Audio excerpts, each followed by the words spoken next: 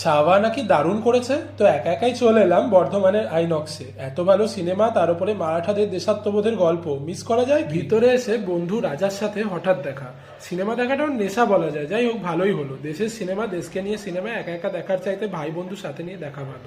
আমরা সময় মতন 4 নম্বর হলে প্রবেশ করলাম আর শুরু হলো ছাওয়া। প্রথমেই অক্ষয় খান্নাকে আওরঙ্গজেব হিসেবে দেখে চমকে গেলাম। এতটা নিখুঁত কাস্টিং কেমন করে সম্ভব ভাই? যেন মুঘল মিনিয়েচার পেন্টিং থেকে বেরিয়ে এসেছে। शेर आ रहा है।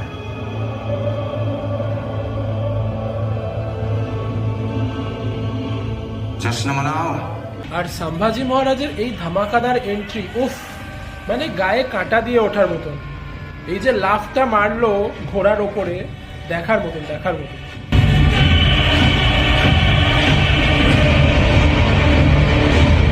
তারপরে আছে এই সিগনেচার সিনটা, যেখানে একটা হিংস্র সিংহের সাথে শম্ভুরাজে খালি হাতে লড়াই করছে।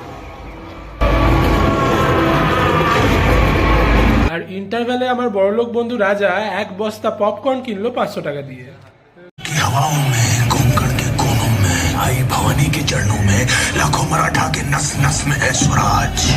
ছত্রপতি শিবাজির হিন্দবি স্বরাজের আদর্শের এক চূড়ান্ত প্রতিফলন দেখলাম ক্লাইম্যাক্সে, যখন ক্রূর ও মুঘল শাসক শম্ভুরাজকে পাশবিক নির্যাতন চালাচ্ছিল ইসলাম কবুল করানোর জন্য।